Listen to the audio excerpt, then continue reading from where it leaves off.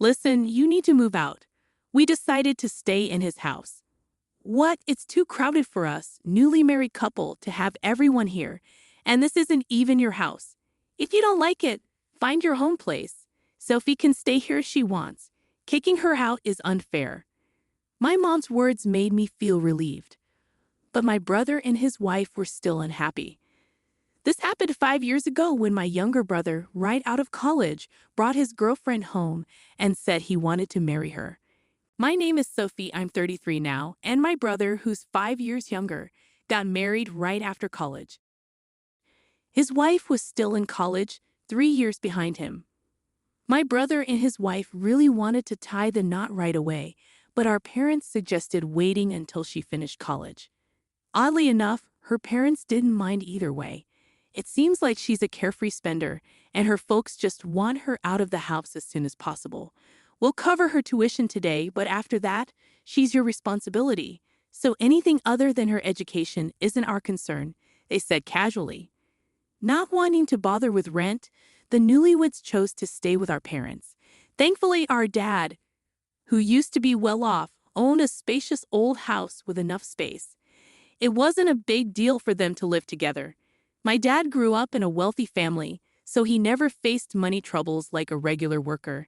He hardly shared his thoughts, always wearing a smile and seeming a bit out of touch with reality.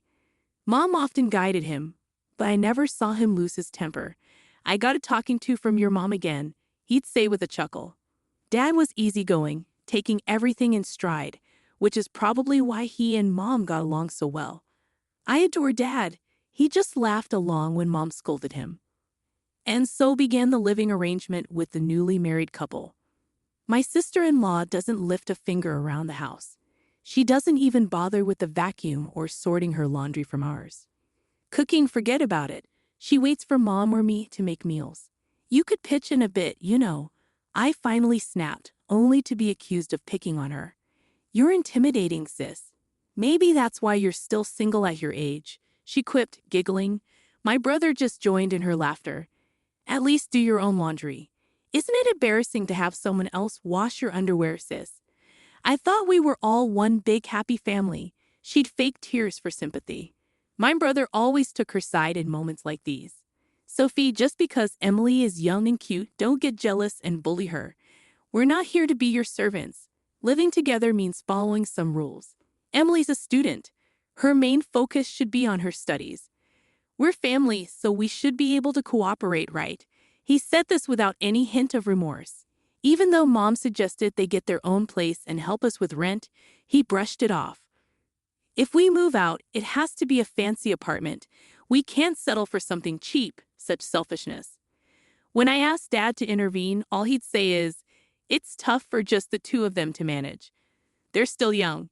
And because of that, my brother and his wife felt even bolder. When I hit 30, I got engaged, and it was a stroke of luck. My future husband was a client from work, and we hit it off during meetings. He was thoughtful and kind, so when he asked me out and then proposed, I was over the moon. Finally tying the knot, huh? Surprised someone would want you. "Better make sure you don't mess it up," my brother remarked. "Glad you found a buyer. Can't wait for the busybody sister-in-law to be out of our hair." My parents chimed in, blessing our union wholeheartedly. I visit my parents occasionally, but my brother and his wife hadn't changed. She graduated the next year but didn't work or help around the house.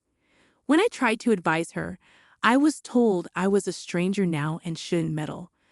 But I had a feeling they weren't leaving because they wanted to keep hold of the family assets. Deep down, they were probably relieved they didn't have to share them with me now that I was married and gone. However, leaving doesn't mean I forfeited my rights to inherit. My brother and his wife probably understand this, but now that I'm not around, they might feel they can do as they please. When the time comes, I'd gladly give up my inheritance if they take good care of our parents and the house.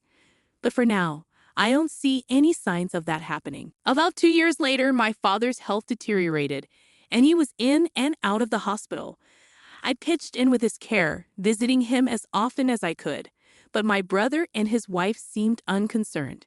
My father started mentioning his $20 million inheritance, and every time I visited, I noticed my sister-in-law sweet-talking on my father's side, saying, "Hey sis, I'd love to help out too, but mom handles everything, and I never get the chance."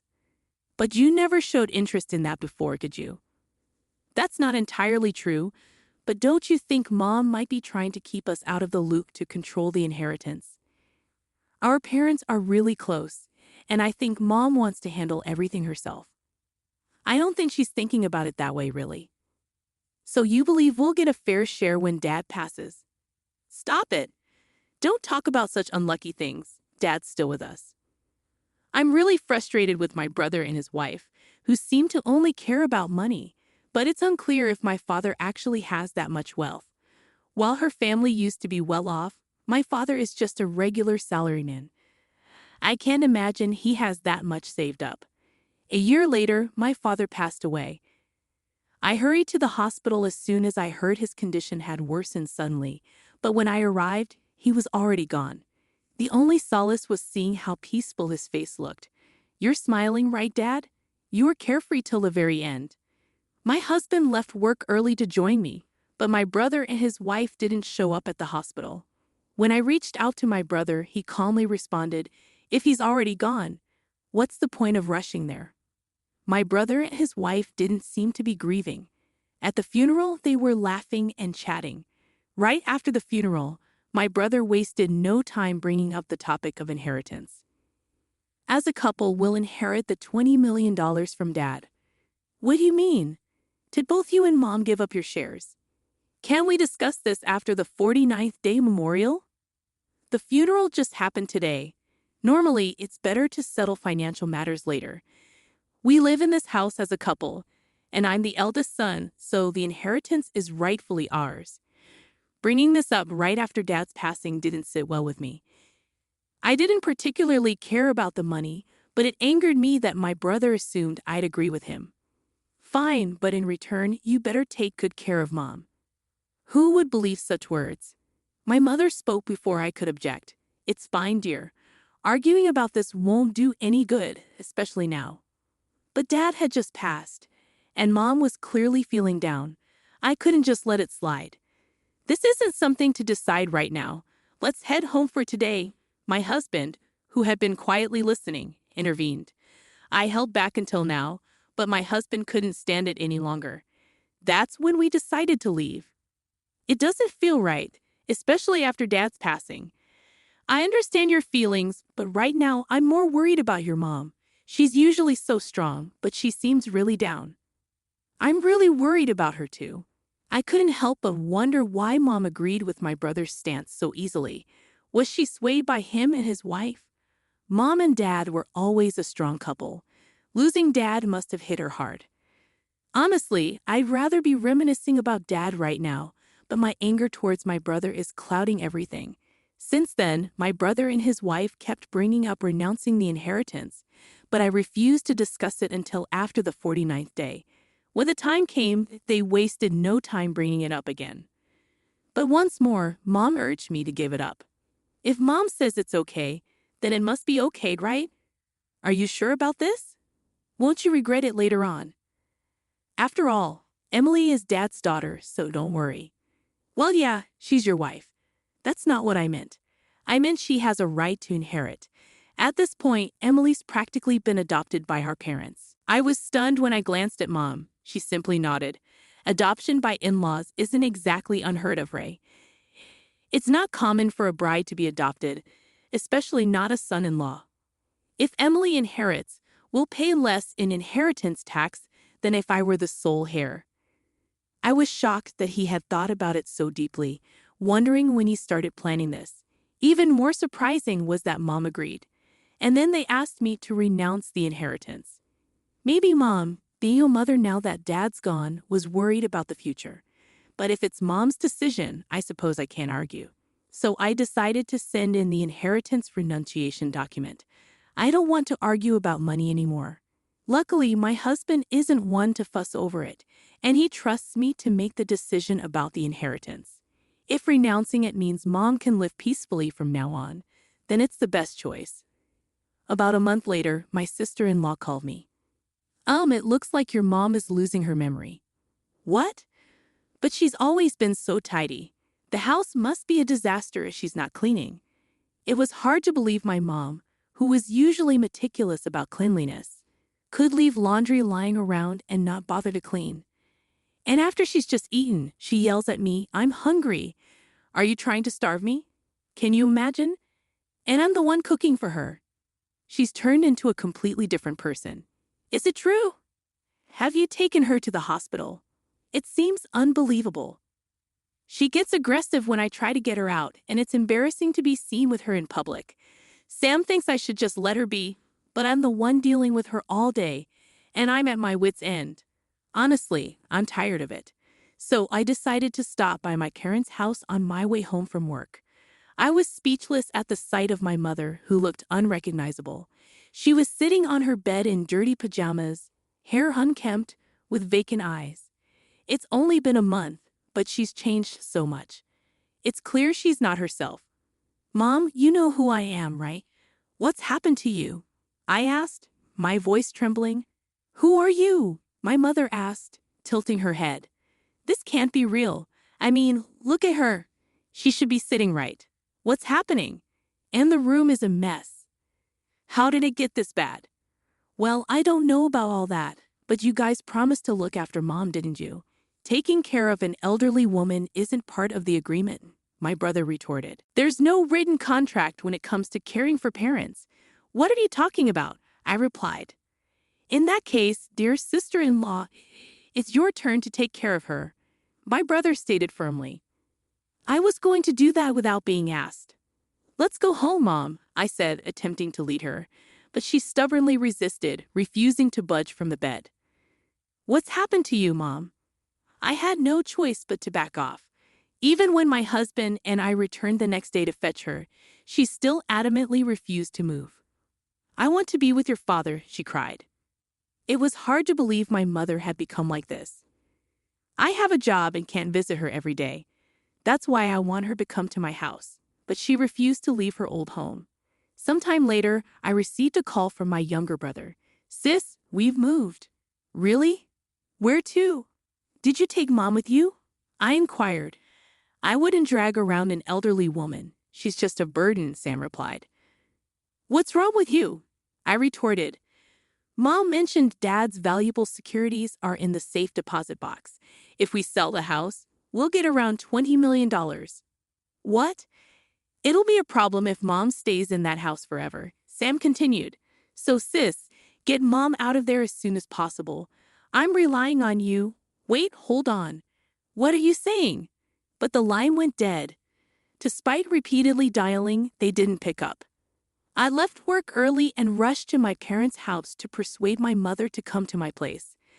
I anticipated her usual resistance, but this time she quietly agreed, which was a relief. It seemed like Mom understood that nobody was staying in that house anymore. She remained silent during the drive home, but when we arrived, she suddenly perked up. "Huh, can I use your bathroom?" she asked and hurried inside. I was perplexed and stood there trying to make sense of it. The mother I just saw was unmistakably the same as before. What in the world is going on? I felt like I'd been struck by lightning. When my mother emerged from the bath, she requested some clothes. I quickly fetched her some of my own, and a fresh set of underwear I bought for her.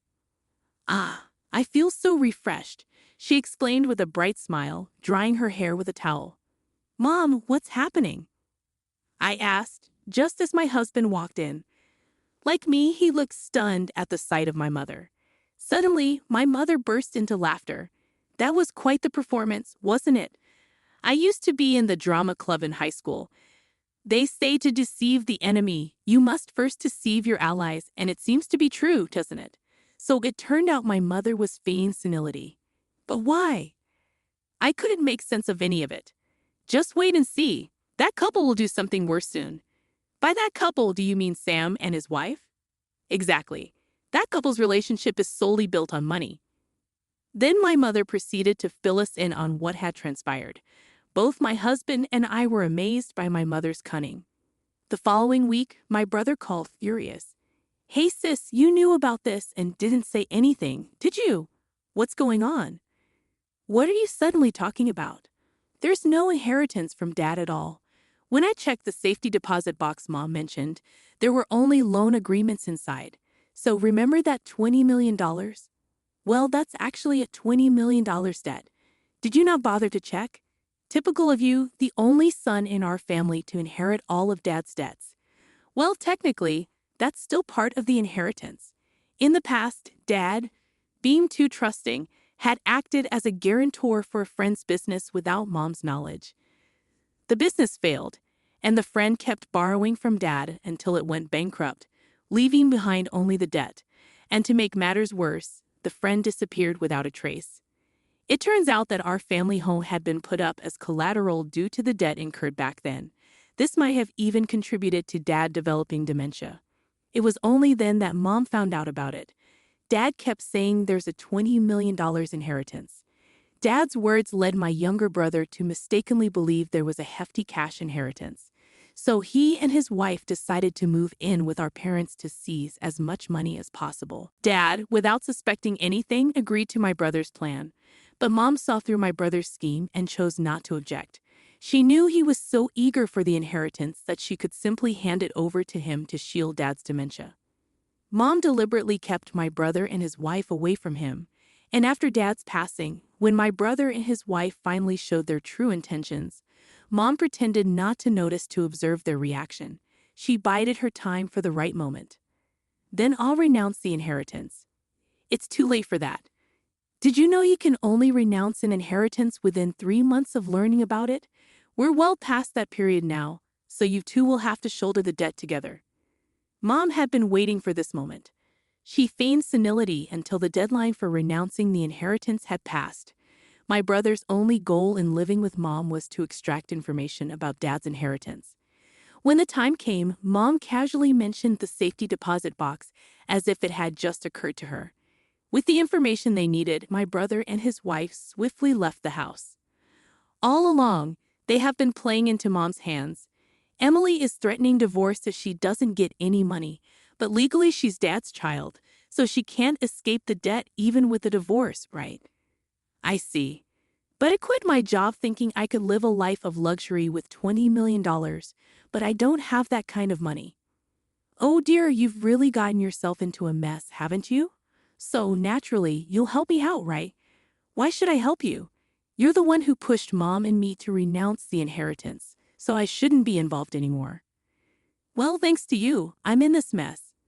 I'm sure Dad is crying tears of joy to have such a beautiful son. Good luck paying back the debt. The family home was seized due to the mortgage, leaving the land and house worth nearly $720,000 insufficient to cover the debt. My brother and his wife struggled to make repayments while their marriage suffered under the strain of financial stress. As Mom predicted, they eventually divorced, consumed by constant money disputes. Mom agreed to dissolve the adoption, making Emily a stranger to us. She likely hoped this would absolve her of the debt, but reality is unforgiving. Despite the dissolution, Emily still inherited the debt from her father's passing. You deceived me. My sister-in-law stormed in, her anger palpable. However, we hadn't intended to deceive her. Mom was heartbroken to see my brother and his wife happily calculating money instead of mourning their father's death. She remained silent, overwhelmed by their greed. Their behavior served as a cautionary tale of the consequences of unchecked greed. Afterward, my brother continued to pester us for money, prompting us to relocate without informing him. To my surprise, I discovered that Dad had taken out a substantial life insurance policy with Mom and me as beneficiaries. Despite his passing, he had diligently kept up with the premiums. The fact that my brother wasn't listed as a beneficiary left me questioning whether Dad had been aware of the situation all along. Despite his seemingly carefree demeanor, perhaps the true strategist in our family wasn't Mom, but Dad. He had once asserted there's a $20 million inheritance. Whether intentional or not, I can't say for certain. Now, my husband and I used the insurance payout as a down payment on a new home. Meanwhile, my brother and his ex-wife seemed to be working while dealing with pressure from loan sharks. Their troubles were no longer my concern. Even after our move, my brother persisted in contacting us, demanding to know our whereabouts. That's when I mentioned the insurance money. "You renounced the inheritance, so that money should be mine," he shouted. However, inheritance renouncement and life insurance are distinct matters. Unlike inheritance, life insurance payouts go directly to the named beneficiary. I explained this to him and promptly blocked my brother and former sister-in-law's contact details. Now we're enjoying a peaceful life as a family of 3. Mom is thriving, both physically and mentally, the epitome of good health. My husband and I pray that she continues to live a long and fulfilling life.